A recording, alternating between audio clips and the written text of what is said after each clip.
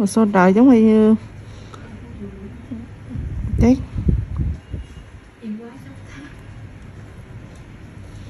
Yêu quái sắp tới giờ. Chắc ba nó thấy yêu quái tới rồi đó.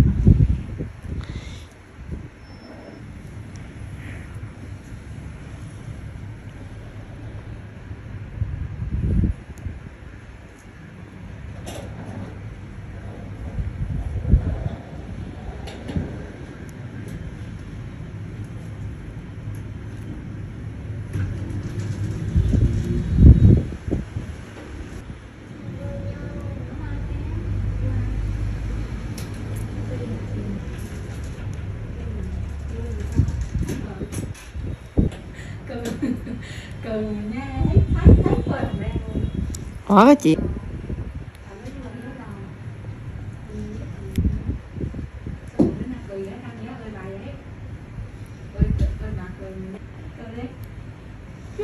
khó quá nào.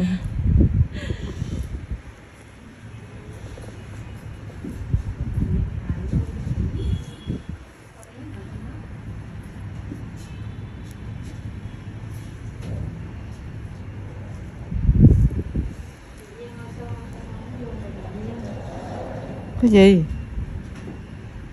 Cha. Nó đi cha nó thả dép lung tung lắm mẹ. Bỏ chiếc là bỏ chiếc kia. Phải là nó chịu đi qua chỗ cái vỉa hè của mình, nó là ngầu mình mẹ thấy cái con hay là cái cô á ngoài chợ qua thì đang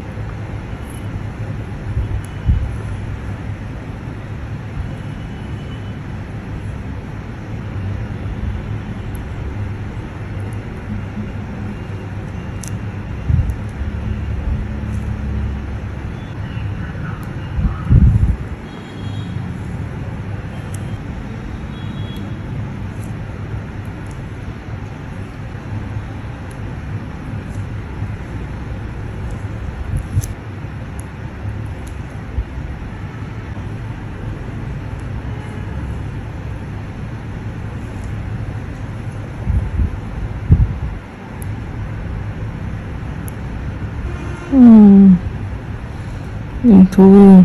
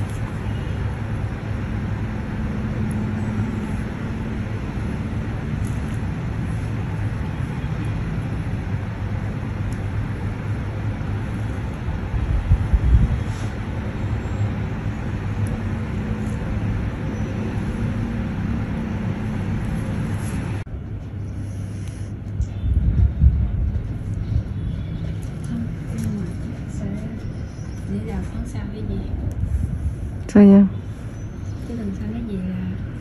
sinh nhật em Thi mà. Đúng không em Thi? Sao đâu? Em Thi không có người yêu.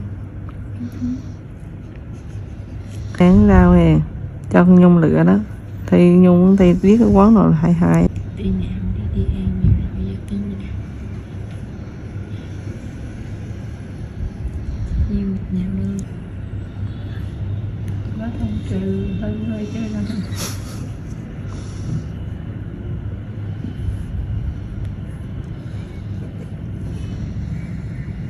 Đừng kinh thường chị. thì kiếm được người yêu ra được người yêu chưa? Kiếm ra được người yêu chưa? Làm như người yêu mất tích nha.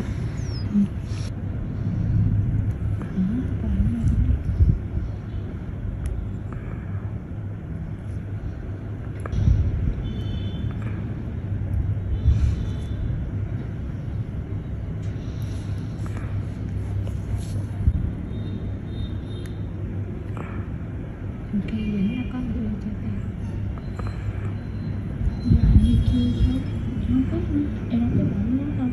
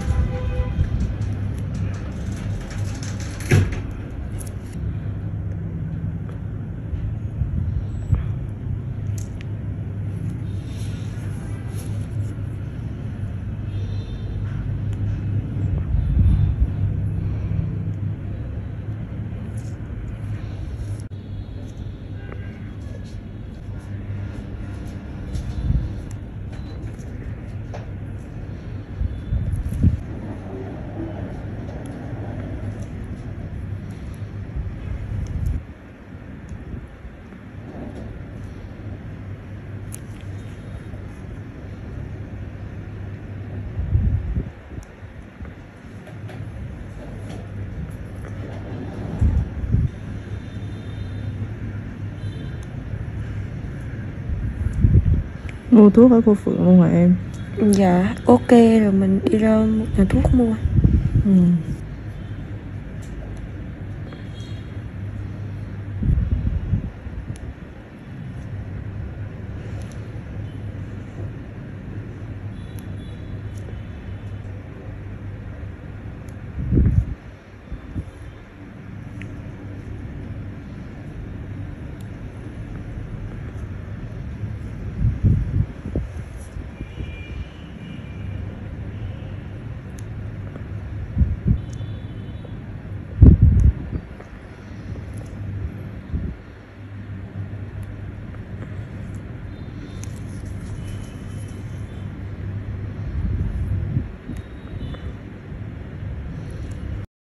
Honda's next electric vehicle will be a plug-in hydrogen fuel cell CR-V.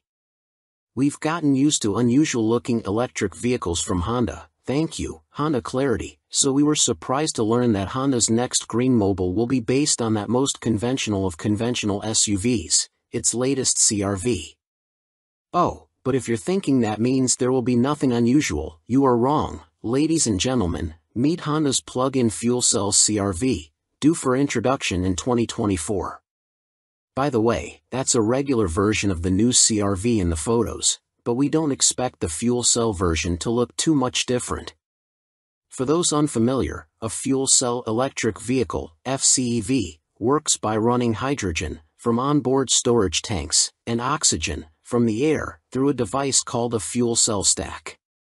The hydrogen and oxygen combine to form water, a process that produces electricity, which is used to power an onboard electric motor that moves the car. The water dribbles out of the FCEV's tailpipe. The stack replaces the battery in a regular, plug-in EV, so, instead of charging the car, you fill it up with hydrogen, sort of like how you put gas in your regular car. Other recent FCEVs include Toyota's Mirai sedan, the Hyundai Nexo SUV, and Honda's now discontinued Clarity fuel cell, above, red. Haven't heard of them? That's because they mostly were limited to Southern California, the only part of the country with even a nascent hydrogen refueling infrastructure. We have quite a bit of experience with FCEVs, having just spent a year with a 2021 Toyota Mirai. Our biggest complaint was, shocker, that minuscule refueling infrastructure, which wasn't helped by stations that were broken or out of fuel. We saw improvements during our year with the car, but still regarded the fueling technology as not quite ready for prime time. And, again, you can't really leave California. Honda has found a way to address most of that, and that's where the unusual plug-in part comes in. Existing FCEVs have a small battery that works as a buffer, absorbing excess power produced by the stack and providing extra power for acceleration, much like the battery in a non-plug-in hybrid, but, again, it's juiced solely by the onboard fuel cell stack. The fuel cell CR-V will have a larger battery, one that can be plugged in and charged from an external source, just like a plug-in gas-electric hybrid such as the Toyota Prius Prime or, defunct, Chevy Volt. Actually, that analogy works perfectly. The plug-in FCEV is to existing FCEVs what plug-in hybrids are to standard hybrids. While Honda hasn't made any announcements about battery-only range, we would imagine it would have to be enough to power the car for several miles, just like a PHEV. Incidentally, Honda is not the first to develop this technology. Last year Stellantis announced a plug-in FCEV commercial van for Europe, but Honda will be the first to sell it in North America. As former FCEV drivers, we see several advantages. There was at least one occasion when broken hydrogen stations and low fuel forced us to park the Mirai for several days. The ability to plug it in would have kept us on the move, and allowed us to drive to a working station that was farther away. We often lamented that the Mirai's small battery meant it couldn't store much energy from regenerative braking in mountain driving. And our experience with gasoline FCEVs clues us into what may be the plug-in FCEV's biggest advantage. If the hydrogen CR-V has a decent battery-only range, drivers who plug in nightly and whose daily driving requirements encompass a limited radius might need scarcely any hydrogen at all. Of course, we're also a bit dismayed, because the use of a hydrogen fuel cell renders the electric Honda CR-V useless for most Americans. Of the 50-odd public hydrogen fueling stations currently operating in the U.S., all but one are in California. The straggler is in Hawaii, on the Big Island, of all places. While the idea of a plug-in FCEV CR-V will no doubt appeal to Californians frustrated with their Clarities, Mirais, and Nexos, it's not going to do much to forward the march of EVs across the nation, let alone hydrogen fuel cell options. We asked Honda's executives if they had any plans to help expand the national hydrogen fueling network, and got a non-answer in return. The CR-V will be built at the Honda's Performance Manufacturing Center in Ohio, same place that makes the Acura NSX, so they'll presumably need hydrogen somewhere in that area, unless that plug-in aspect will help get newly built CR-Versas onto the transport trailers. Right now, the bulk of the new stations are being opened by a company called True Zero, which has its hands full debugging and upgrading the stations in California. Last we checked, there are no immediate plans for public hydrogen filling stations outside of the Golden State's borders. Honestly, the arrival of the FCEV CR-V is a bit of a puzzle to us, because Honda has a battery-powered SUV coming around the same time, the 2024 Prologue, the first Honda product of the company's EV partnership with General Motors. And, of course, there's the lovely little Honda E, deemed too small for the US market. Honda is also working on solid-state batteries, which promise big increases in energy density, more power in a smaller package, though that technology is still a few years away from its retail debut.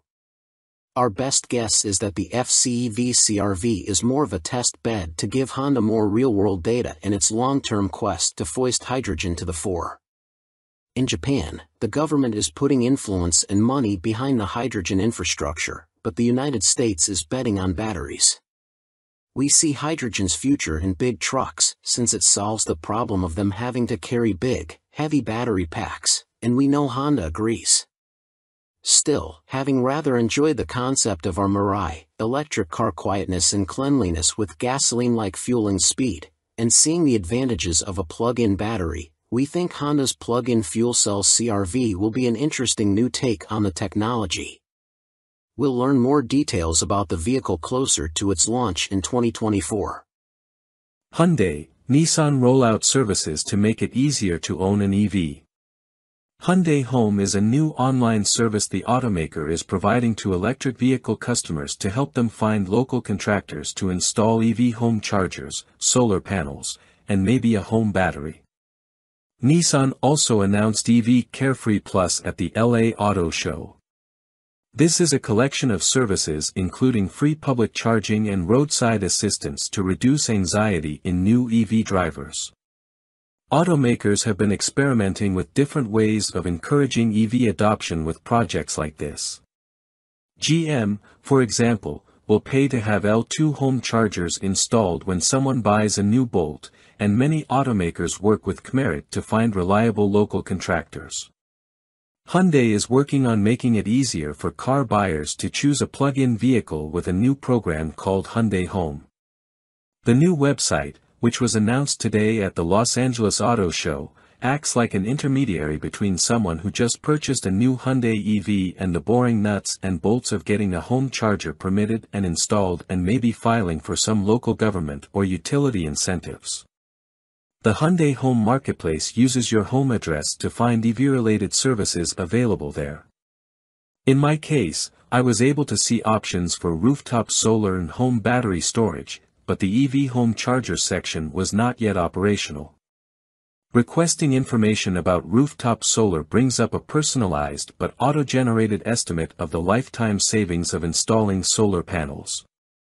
The Home Energy Storage tab works similarly, providing an estimate of how much it would cost you to install enough batteries to power your home for a week. All of these estimates get refined by an actual installer or contractor once you complete the forms on the website, and the marketplace ends up providing customers with 3 bids for each project they might be interested in. Hyundai Home also offers human energy advisors who can answer questions about the technologies involved. Hyundai first announced the Hyundai Home project at the 2021 LA show and has partnered with Electrum to make it operational. The site currently works in 16 states, but nationwide operation is coming soon. Other companies at work on EV logistics. Hyundai has company when it comes to offering EV shoppers help getting set up for home charging. GM will cover the installation of Level 2 charging outlet for new Bolt EV or Bolt EUV customers, for example, and works with Kmerit to find verified installers. Automakers including Audi, BMW, and Cadillac all work with Kmerit to find local electricians for their customers, and Kmerit also offers home charger installation help for people who didn't just buy their EV at a dealership. Another new EV benefits program was announced alongside the Hyundai House at the LA show. Nissan announced a CARE initiative called EV Carefree Plus that will provide EV transition assistance to Ariya and Leaf buyers, as well as customers of future Nissan electric vehicles. EV Carefree Plus is the branded name for some services Nissan was already offering, like an 8-year/100,000 mile battery warranty and roadside assistance, along with some complimentary public charging with EVgo and included scheduled maintenance for 3 years or 36,000 miles. Nissan also partners with Kmerit for home charger installations. Welcome to B&C Car Reviews channel. Is this beautiful concept with butterfly doors the Mazda Miata EV? Mazda today teased a sports car concept called the Vision Study model that we hope hints at a future Miata EV. The beautiful coupe concept features butterfly doors, bulging fenders, and proportions that appear Miata-esque. The Vision Study model was shown as part of Mazda's presentation on its updated electrification plans through 2030. The thought of an all-electric Mazda Miata might peeve purists, but there will surely come a day when it's a reality. While it's still too soon to say when the first MX-5 EV will arrive, Mazda today revealed a three-phase strategy that prioritizes electrification leading up to 2030. Along with its updated plans, the company teased the Vision Study model, a stunning coupe concept that we hope previews the future design of the iconic two-seater sports car. Last year, Mazda confirmed to Car and Driver that the next-generation Miata will be electrified in some way. We expect that to mean some sort of hybrid setup, which corresponds with part of the company's second phase. However, we wouldn't be surprised to see a fully electric Miata by the end of the decade. We also wouldn't be shocked to see an EV version that looks similar to the concept shown in press images as well as in clips of the video on Mazda's official YouTube channel. The concept first appears at the 34:55 mark. In the minutes leading up to the concept's first appearance, we see numerous shots of people happily driving different Miata generations, which further fuels our speculation that there's a connection between past MX-5s and the Vision Study model. Our first look at the concept is viewed through an iPhone screen, with its exposed chassis featuring what appears to be a T-shaped battery pack. The car's body then drops on top and we see its passenger side butterfly door open up. While the crazy doors are one of the concept's defining features, we don't expect them to be part of a production model. We do expect future Miatas to maintain a convertible body style, although a fixed-roof variant like the concept wouldn't be a first, as Mazda did offer the rare JDM-only NB generation coupe. The rest of the imaginary sports car looks doable, albeit ultra-dramatic. Its wide hips, peaked front fenders, and low cowl are all exaggerated traits of the current ND Miata. The illuminated Mazda logo mounted low on the concept's nose and the slim, protruding front lighting elements are other neat touches. Of course, we realize Mazda's Vision Study model might not preview a future Miata EV at all. We have flashbacks of the visually arresting four-door Vision Coupe concept the company revealed back in 2017 that has not come to fruition. However, its aspirational styling did go on to influence the brand's design language, so perhaps the Miata-esque concept will do the same. At least we can dare to dream. Welcome to B&C Car Reviews channel. Video: it's hard to believe the 2023 Chevrolet Corvette Z06 exists. We knew the 2023 Chevrolet Corvette Z06 would be special. But even living with a regular C8 Corvette for a year and a little over 40,000 miles didn't adequately prepare us for how special. We learned that after spending a day at Grattan Raceway and testing both a convertible Z06 and a coupe Z06 equipped with the Z07 package for this video. What's it like driving a Z06 on track? As it turns out, you spend quite a bit of time with your mouth hanging open as that 5.5-liter V8 spins toward 8,600 RPM, making 670 horsepower in that intoxicating flat-plane crank cowl. It's a good thing the car handles so well, too, because you want to get back to the front straight quickly if only so you can hear it again and again. We tested both a convertible Z06 and a coupe equipped with the high-performance Z07 package. You've likely already read those test results. If you haven't, go click the related links below. We'll wait. This video shows the differences between the two vehicles, though scheduling conflicts and limited access to the coupe prevented us from filming that car on track. We also provide added explanation as to why we couldn't match Chevy's skid pad lateral G-claim on our skid pad. That answer involves diving into the owner's manual, which actually has instructions on how owners can prepare their Z06s for tracks like Virginia International Raceway and the Nürburgring, going as far as to recommend different tire pressure and aerodynamic configurations. Welcome to B&C Car Reviews channel. The recent unveilings of all-terrain sports cars like the Porsche 911 Dakar and the Lamborghini Huracan Sterrato had us thinking about what other likely candidates in the mid and rear-engine category might choose to battle these two in the dirt, sand, and mud. The first thing that came to mind was an American mid-engine car, the long-awaited C8 Corvette. In road-going form, it's an incredible performer, at its price point, and well beyond, that has truly impressed us. To imagine the C8 Corvette as a dirt-flinging, mud-slinging, rally-style vehicle, we turn to an AI image generator to rapid prototype a few ideas. These AI image generators scan, combine, remix, and reimagine thousands of images to try and closely match a human input prompt. We changed the requested backgrounds and asked for some additional detail in a few of our prompts, but we otherwise let the AI try to come up with its own interpretation of what we're, mostly, jokingly calling a Corvette ZR2. The AI has some serious limitations, with some nonsensical details and absurd, or impossible, features, but if you think of them like a rough concept sketch, it's easier to see the big picture idea. And some of these ideas are very compelling. We haven't heard any rumors about GM considering such a vehicle, but perhaps the Dakar and Sterrato might prompt some internal discussion. We certainly hope so. Lamborghini Huracan Sterrato review, wild thing. Sterrato. It's one of those wonderful, not quite translatable Italian words. Similar to Countach, a Piedmontese expression that's a cross between holy cow and something a bit bluer. Sterrato, then, in the broadest sense, means dirt road. But Sterrato is more like an unplowed field. It's untamed, unconquered. In English we might say the back 40. As you might know, Sant'Agata Bolognese, the rural town where Lamborghini's HQ sits, is farm country. Ferruccio Lamborghini made his first fortune building tractors. Most of the roads around Sant'Agata are Sterratos.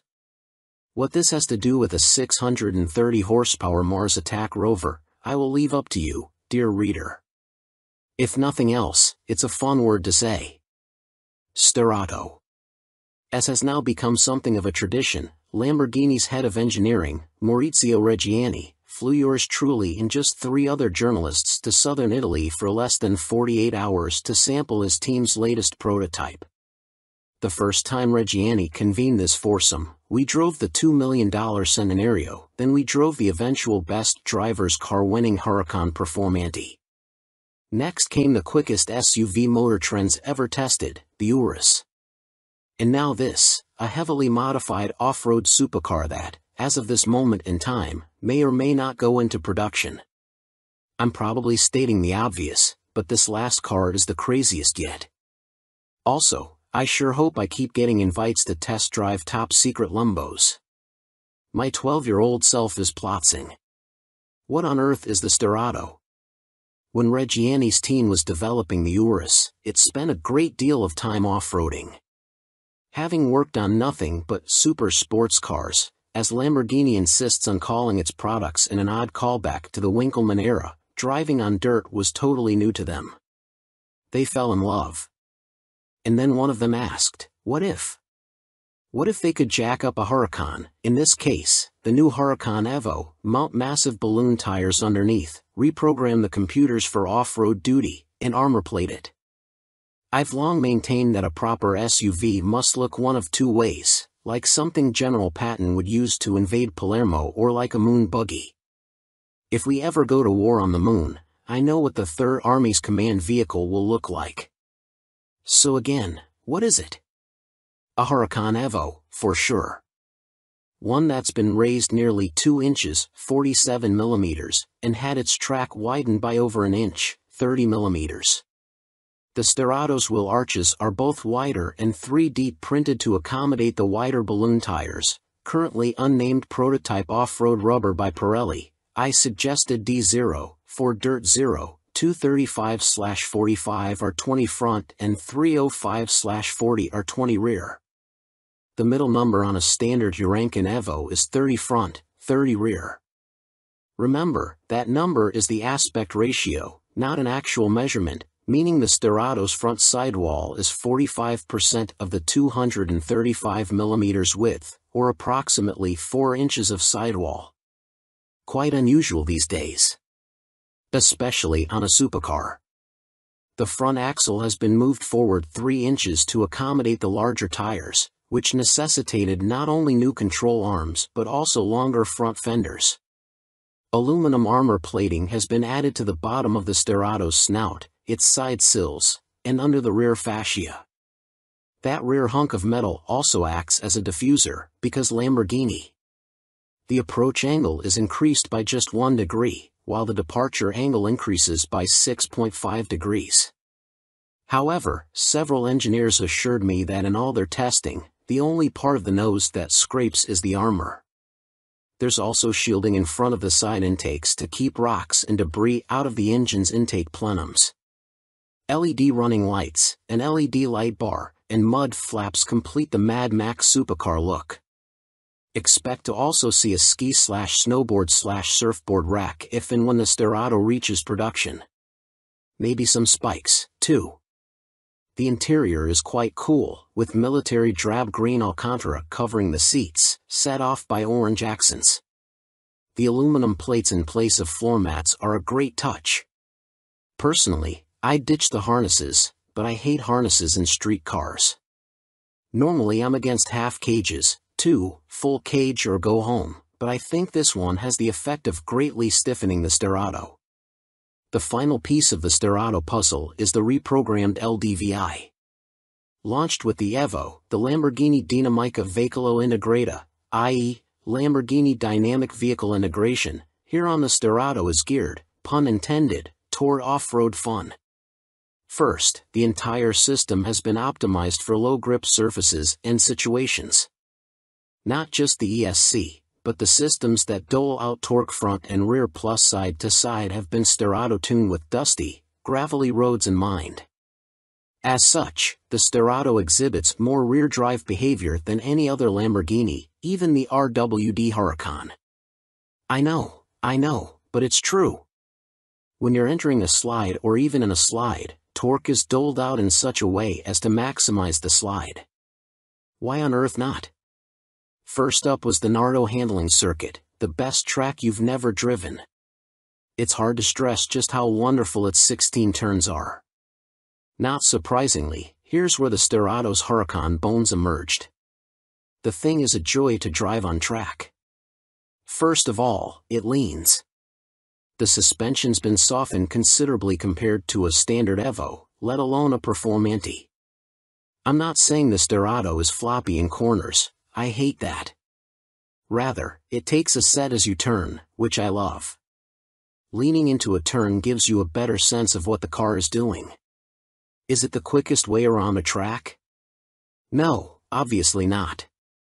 However, because practically every other supercar on Earth is engaged in a race with no end to churn out the quickest lap time, to me it's big time refreshing to pilot one that's more interested in having a great time. Also, with the traction control off, the already rear-biased Sterado starts torquing. Fine by me.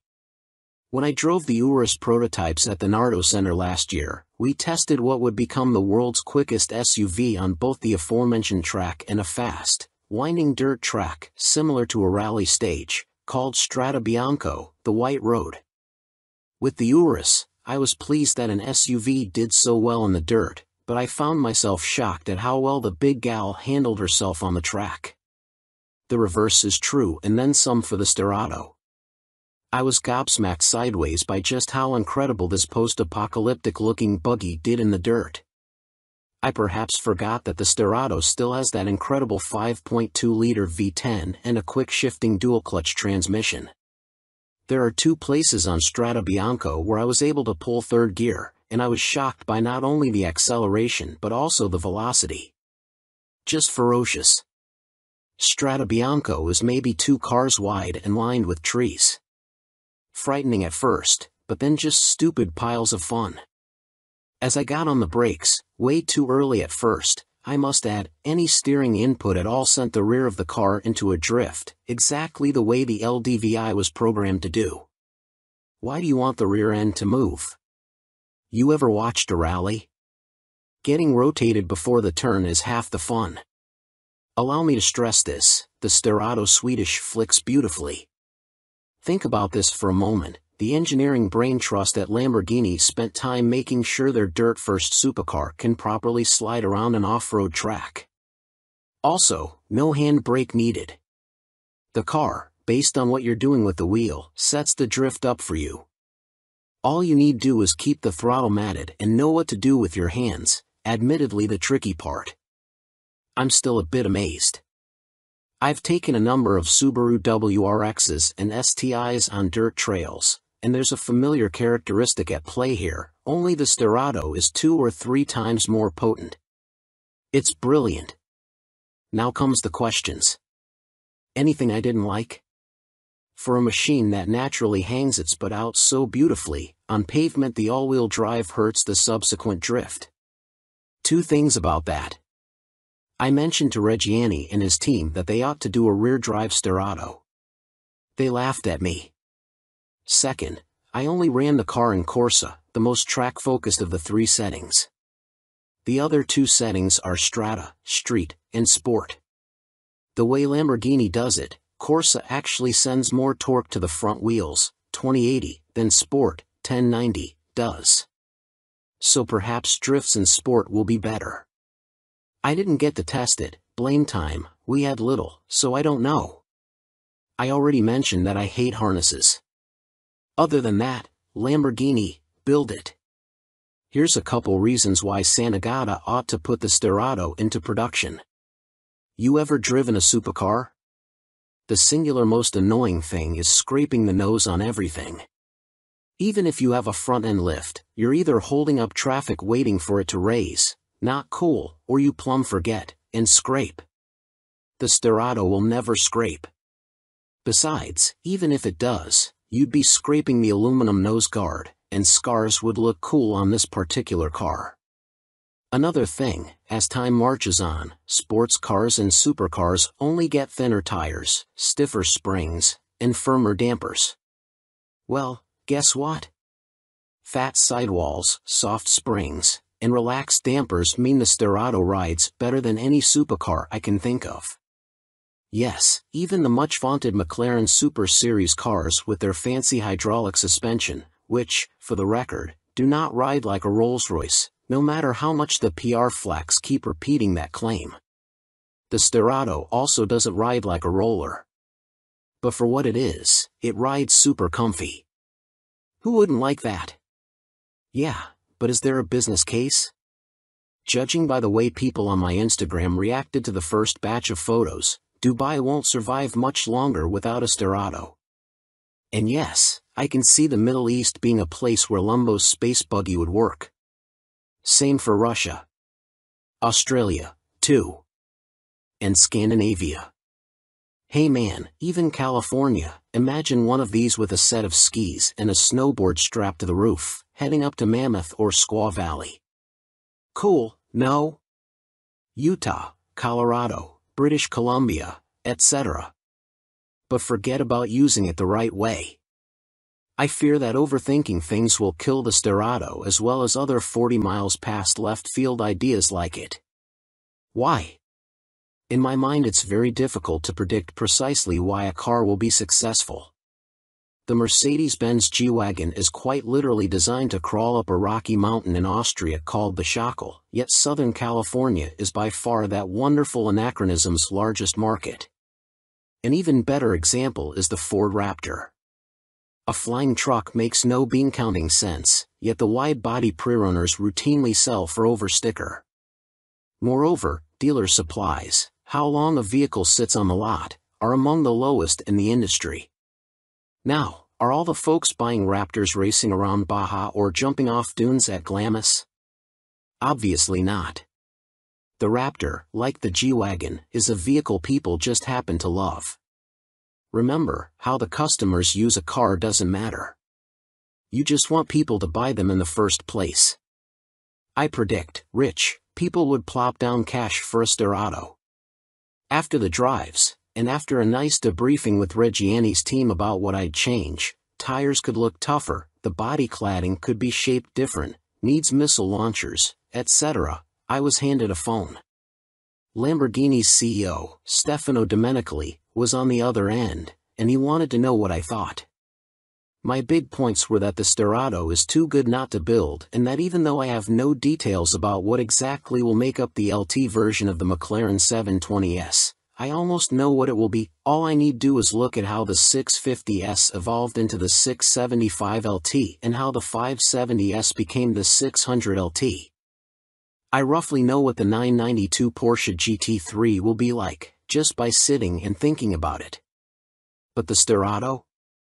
A breath of fresh, much-needed air in a crowded segment that's not known for its sense of humor, sense of fun, let alone admitting that anything on planet Earth matters besides shaving tenths of seconds off lap times. Porsche didn't understand why people wanted a manual GT3 because it's not as quick on a track as the PDK version. Because shifting yourself is more fun. Manuals now account for more than half of US GT3 sales. Fun. A generation ago Lamborghini shocked the world, first with the Countach and then the LM002. I for one think the time has come for the house that Ferruccio built to do it all over again. Long live wild-eyed ideas that accountants are genetically predisposed to hate. As such, long live the Huracan Sterrato. 2020 Chevrolet Corvette Stingray, here's how we build ours. We've examined the 2020 Chevrolet Corvette Stingray 6 ways from Sunday, giving you the lowdown on the exterior, interior, engine, cargo areas, and more. Now, after hours of, research on the C8's configurator, we know exactly how we'd spec our ideal mid-engine Corvettes. Torch red or accelerate yellow paint. Carbon flash or black wheels. Competition seats or the more comfortable GT1 buckets. Find out how we would build our dream Corvettes below. My perfect, welcome to B&C Car Reviews channel. Lamborghini recalls new Countach because glass engine cover could go flying. The reincarnated Lamborghini Countach was recalled last week for an issue relating to the vehicle's glass engine cover, a National Highway Traffic Safety Administration filing said. Lamborghini received a field notice from an owner in Qatar on October 10, which noted that one of the Countach's 4 glass engine cover panels had separated from the supercar while it was on the move, a NHTSA filing said. Those glass panels sit above an electronically assisted 6.5-liter V12 engine, which provides a total powertrain output of 803 horsepower and 557 pound-feet of torque. This incident prompted Lamborghini to open an investigation, which ultimately determined that an issue with the parts supplier was to blame. More specifically, Lamborghini concluded that the fault stems from an issue with the supplier's bonding of the glass panels, which could result in the panels detaching and leaving the car. The 2022 Lamborghini Countach is capable of reaching 62 miles per hour from a standstill in just 2.8 seconds, before stretching its legs all the way up to 221 miles per hour.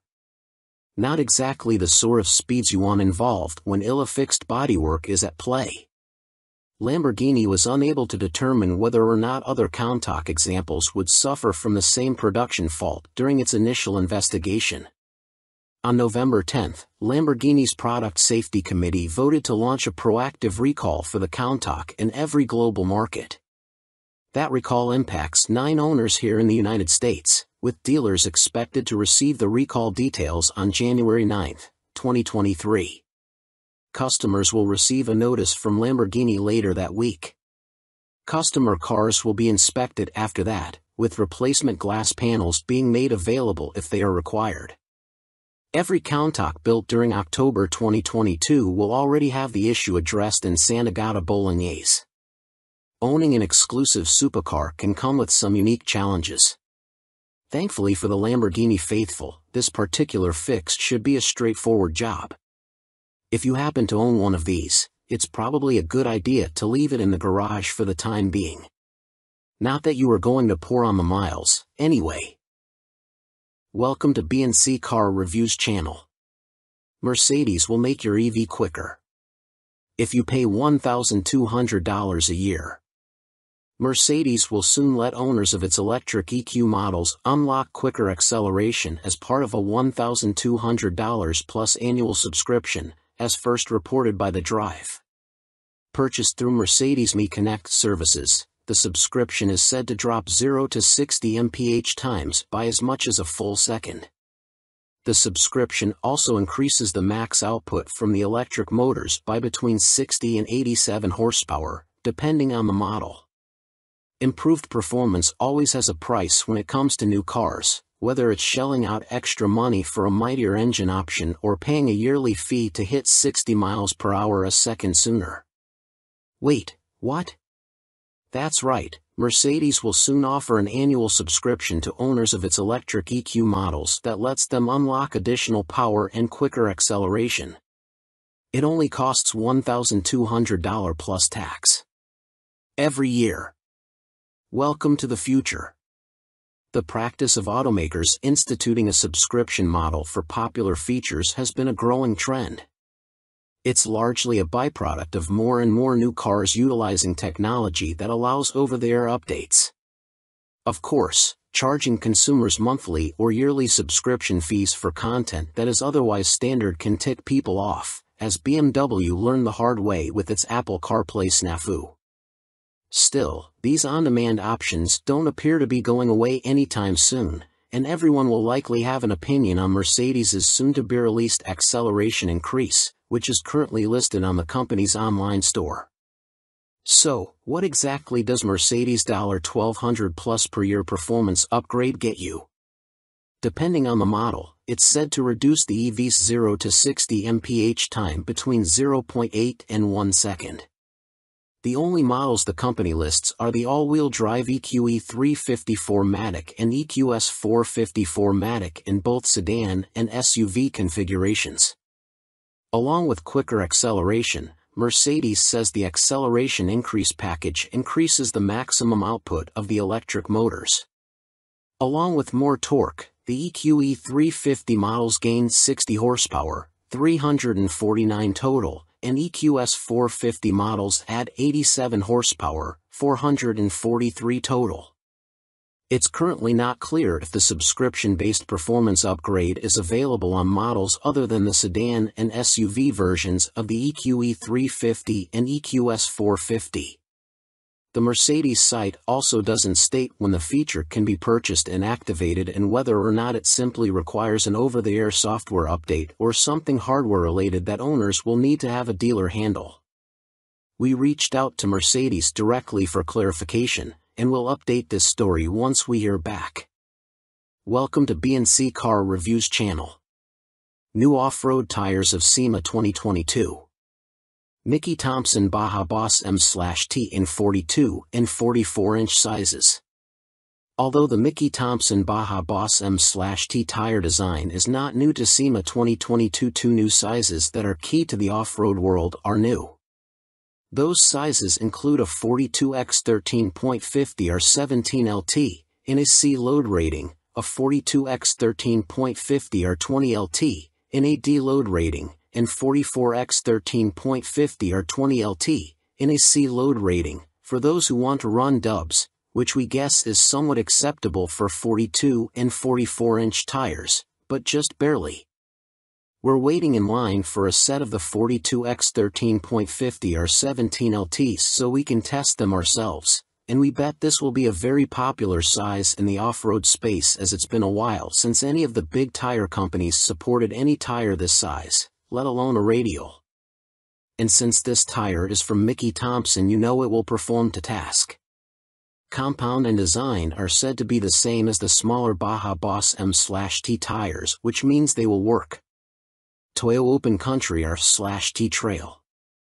A few years back we learned about R/T tires, or what are sometimes called hybrid terrain tires. The idea is that these tires fit in the tire world somewhere between an all-terrain tire and a mud terrain. And according to our insider information directly from Toyo, the Open Country R/T Trail is an expansion on that idea, due to customer demand. The result is a unique new tire that fits in the Toyo line somewhere between the classic Toyo M/T and the hybrid terrain Toyo Open Country R/T. The Open Country R/T trail features extra thick shoulder and sidewall lugs that are said to help dig into deep and soft terrain and provide impact and puncture resistance. Add in a rim protector, slightly less siping than the classic Open Country R/T, large optimized tread blocks with a 3-variable pitch pattern, stone ejectors, and more, and you end up with a Toyo tire that offers better off-road grip than a traditional all-terrain without the noise and harshness of a dedicated mud terrain. Welcome to B&C Car Reviews channel. No public charger, no problem. Some EV enthusiasts let strangers juice up at their house. One notable entry described itself as the What Family Poodle Farm and Insane Asylum. The What place, yes, really, stands out on the PlugShare list, one of several unexpected private residences among the app's location and status reviews of public EV chargers. To find out who was inviting total strangers to their garage and why, photographer Michael Samari and I nabbed the key fob to an electric car we figured wouldn't be too unwelcome in any driveway, a BMW i4 M50, and charted a course along the west coast of Michigan, marking our stops based on PlugShare's little blue house icons. Our first destination was a complex of tiny homes a few miles from the beach in South Haven, where, with no answers to our in-app texts, we pulled up in front of a charging Chrysler Pacifica and clumsily asked a woman sitting on the nearby patio if we could borrow some charge. "I'm sorry, what?" she said, looking confused. "Can we plug into your charging station? You're listed on the PlugShare map." Her eyes widened, and she started laughing. "Oh my gosh, yes, of course. I'm sorry, I forgot we were on there. Nobody ever uses it." While the BMW slowly collected electrons, we asked the appropriately named Heather Wire, yes, really, why she and her husband offer energy from their vacation home to any passing road tripper. When we installed the charger a few years ago, there weren't many public ones, and we wanted to support the technology and push green energy. It's not that much electricity, it's not a big deal to share it. Our next stop was in Holland, the Michigan one, home to 2 listings. The first address was down a driveway so long and winding that it cost us another mile of range. It ended at a gorgeous house with no sign of a place to plug in and every sign of a place where you'd get arrested for trespassing. "Go knock on the door," suggested Samari. "You go knock," I answered. Neither of us did. If you live in a beautiful house in Holland and are wondering about the 2 minutes of Ring camera footage of 2 people arguing in a BMW, sorry, that was us. A few blocks away was a cute yellow duplex, again with no visible charging station and no sign that anyone was home. We dithered about the etiquette of knocking for so long that a neighbor came out and asked if we needed help, in the "do I need to call the police about you" kind of way. We explained that we'd been sent by a charging network app, and he smiled forgivingly and suggested a nearby grocery store. We tried once more, in a rougher neighborhood near Muskegon, one with gangs of wild turkeys strutting around overgrown lawns. The address had a Chevy Bolt in the driveway but no obvious charging capability. Feeling guilty about chickening out on the last 2, I knocked on a peeling white door with a broken pane of glass. No answer, and I was glad. We gave up and used some of our remaining 40 miles to get to a public charge point unit. Both plugs were in use, one by a Volkswagen ID.4, the other a Polestar. The Polestar driver showed up a few minutes later, and we claimed the open slot just before a Hyundai Kona Electric and a Ford Mustang Mach-E joined the parking lot party. The driver of the Kona checked the charge on the VW, 100%, and ranted about the rudeness of the owner. The Kona owners were on vacation and had been on the road for a month. They said that while charging was never a big problem, there were occasionally inconveniences like the inconsiderate VW owner. Despite that, they felt the hurdles of EV ownership were worth it, repeating an idea Heather Wire had expressed, that electric car owners are testing something new, an idea still in its infancy. The next morning I had several messages. Some were apologies from folks with vacation homes who weren't around on weekdays. Several were from people who said they no longer had an EV or had moved and didn't remember they were on the app. 2 offered their electricity. The first was down a gravel road running the peninsula of Arcadia Lake. I battled spiders on the charging cord while Samari enjoyed the view. Later I spoke to the owner, Paul Warnick. Like the Wires, Warnick is an early adopter of electrified vehicles, buying first a Volt and then a Bolt. His shared plug makes sense, being out in a remote area, and he says he gets 3 to 5 users a year, usually guests of his neighbors. Part of it is just to encourage others to consider it. I feel lucky I can do that. It's a small thing, and it's a way to give back. To recharge, but we had one more stop to make, Tim Drager's house, in a neighborhood built around a private airstrip. The Dragers bought a Bolt on the recommendation of a friend who worked for GM. They like the low maintenance of the EV and feel like it makes up for doing much of their travel by plane. I burn a lot of fossil fuels. This feels like a little carbon offset, said Drager. He added what by now had become a common refrain, I like meeting the people in the EV community. The network isn't here yet, but it's growing. We're pioneers. Like trailblazers in friendly outposts along the Oregon Trail, people like Drager, the Wires, and Warnick offer some emergency rations in the wilderness. Welcome to B&C Car Reviews channel. Polestar 2 BST Edition 270 echoes Polestar's past. Before Polestar became Volvo's all-electric offshoot brand, it was the Swedish carmaker's racing and performance division. Perhaps in a bid to regain some of that sporty personality, there's a new limited production model, the 2023 Polestar 2 BST Edition 270. With the dual-motor Polestar 2 as a starting point, the 270 in the name refers to the worldwide production run. The BST is a nod to its internal BEAST development code. For the $76,900 starting price, the BST is essentially a Polestar 2 with the optional Pilot, Plus, and Performance Pack options. According to Polestar's online configurator, adding these options to a non-BST model takes the price to $66,400. The BST's power output of 469 horsepower and 502 pound-feet of torque is the same as the performance packs, as are the upgraded Brembo brakes. The EV guts are also carryovers, with a lithium-ion battery pack that has a 75.0 kWh usable capacity and DC fast charging up to a 155 kilowatts rate. Range drops slightly though, from an EPA estimated 260 miles down to 247 miles. The BST's price premium is justified with exclusive add-ons that include 21-inch forged wheels with bespoke Pirelli P0s, a front strut bar, a 1-inch lower ride height, painted body cladding, and black mirrors. The big news is the inclusion of special Öhlins dampers that are two-way adjustable up front. To see if those upgrades paid off, we had the opportunity to ring out the BST on the Bay Area's Skyline Boulevard, an abstract scribble of pavement famed for slicing through the redwoods. Within the first few blocks heading out of Burlingame, California, it's clear the BST's ride quality is firmer than the standard Polestar 2 with the performance pack. You definitely feel the impacts from ruts in the pavement, but only large potholes cause any real harshness. The smaller bumps are adequately smoothed over thanks in large part to the Öhlins dampers dual-flow valving that allows for distinct behaviors for low and high-speed compression events.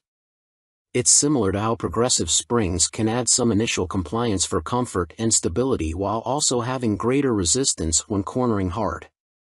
The difference is that the Öhlins dampers are more easily adjustable to suit your tastes. The coilover spring preloads are also manually adjustable with the right tools.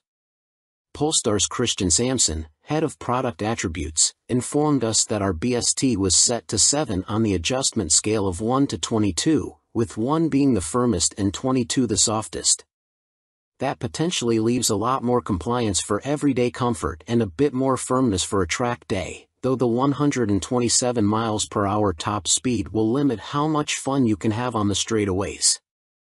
As we find our way to Skyline Boulevard, the suspension begins to shine. You feel a strong connection to the BST and the Pirelli's contact patches with every nudge of the steering wheel, though the steering effort seems too light for spirited driving. In typical EV fashion, having the batteries below the floor masks a lot of the small hatchback C/D estimated 4,700 pound curb weight. It's easy to get acclimated to the BST's handling characteristics, and in no time we're pushing harder and harder into each consecutive turn.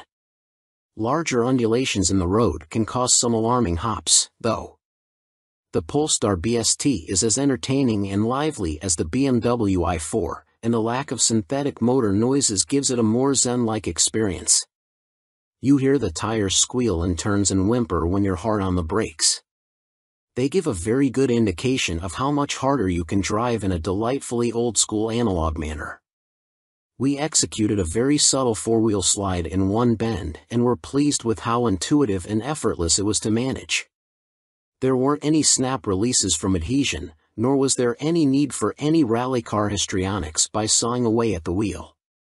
Like a gold medal gymnast, it just stuck the landing. The BST was also well-mannered on slick roads. Mid-corner bumps were barely acknowledged, and there was still an abundance of grip to keep charging with more aggression than most drivers would consider sensible. There's no doubt that the BST is a very different beast compared to the Polestar 2. It's a hardcore version for the few who are willing to sacrifice some comfort for cornering excellence. It's as good a dance partner as the i4, and its interior is noticeably nicer than that of a Tesla Model 3. With most EVs taking the SUV route, there are few sporty alternatives that don't cost as much as a Porsche Taycan or an Audi e-tron GT. Unfortunately, if you're interested in a new Polestar 2 BST, you're out of luck as all of the 270 examples have been spoken for. And that begs the question of why Polestar greenlights such a limited production run. It seems likely that the BST is testing the waters for a more serious performance EV in the future. If that ends up being realized, we'll be pacing with nervous anticipation.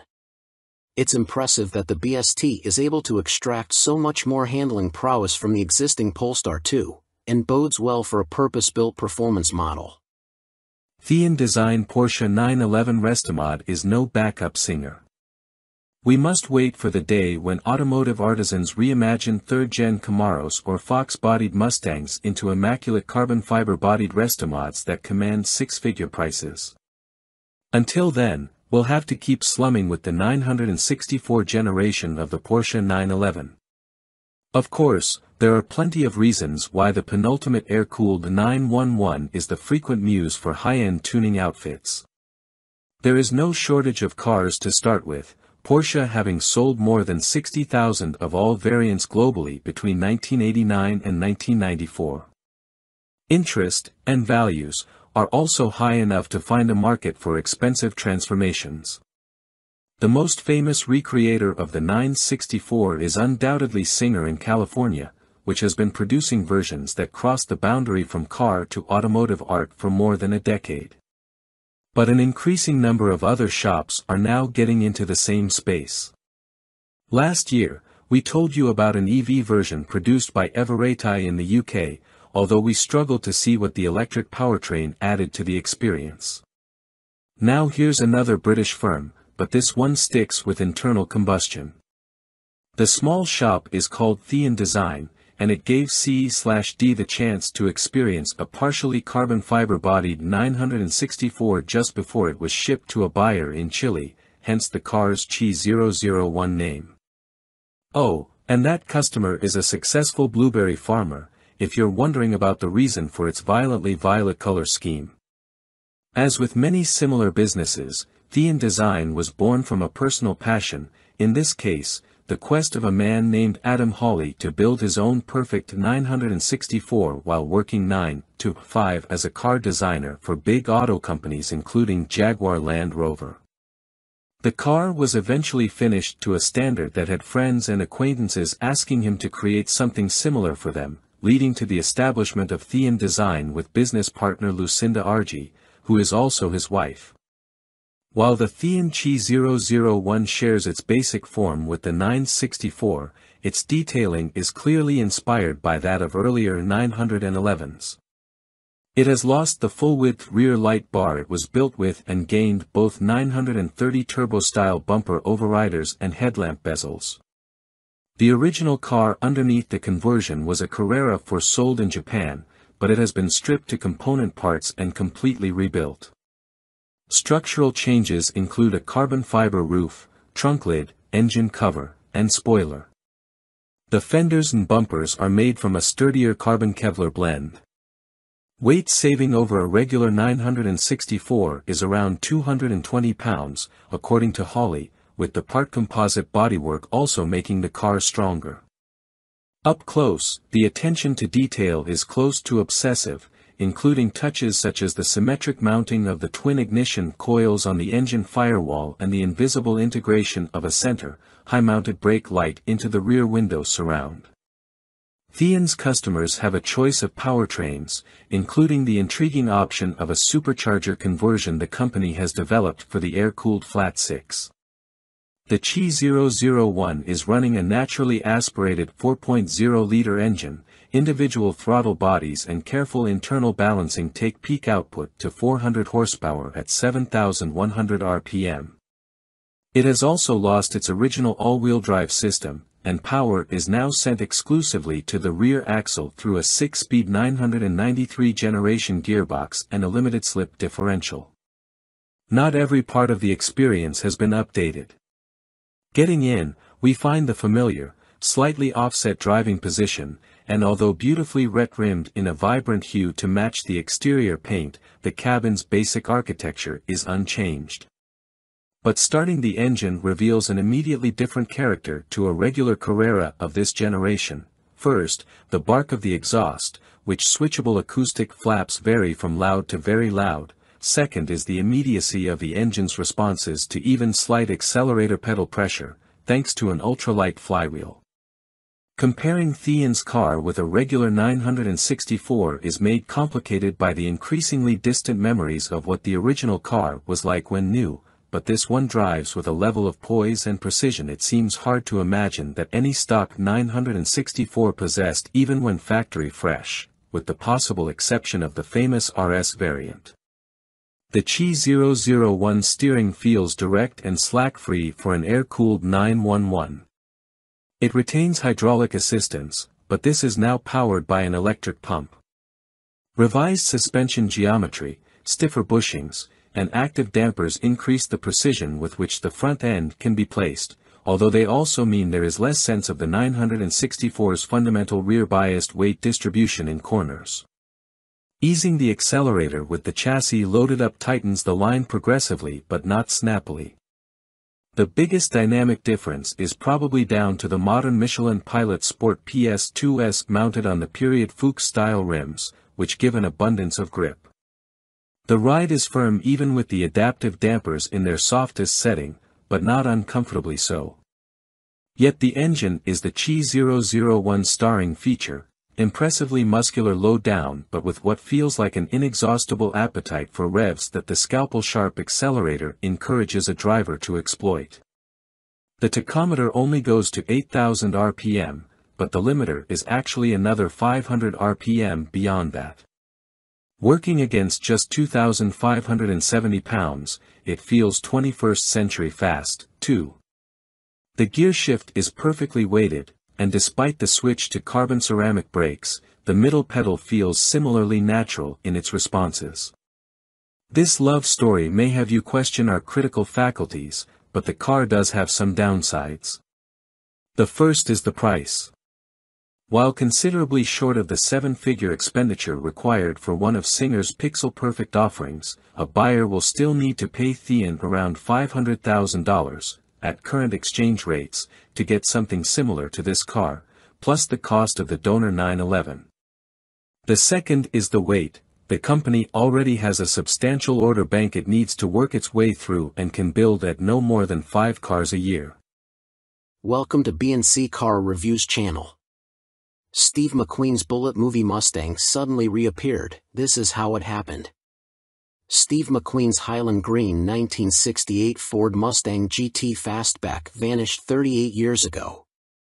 The ominous-looking pony car with the barking 390 cubic inch V8, which starred in one of the greatest chase scenes in movie history in the film Bullitt, with McQueen doing the driving in many of the shots, may have been lost, but it was never forgotten.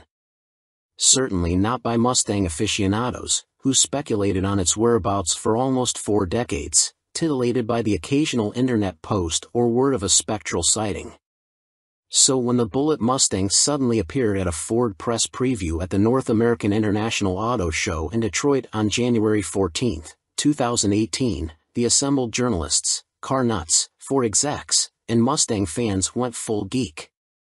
The synchronicity of the car's breaking cover in the same year as the Bullitt movie's 50th anniversary, and at the same event where Ford revealed its 2019 Mustang Bullitt tribute model, the third since 2001, is just too perfect for it to have been happenstance. And yet it largely was.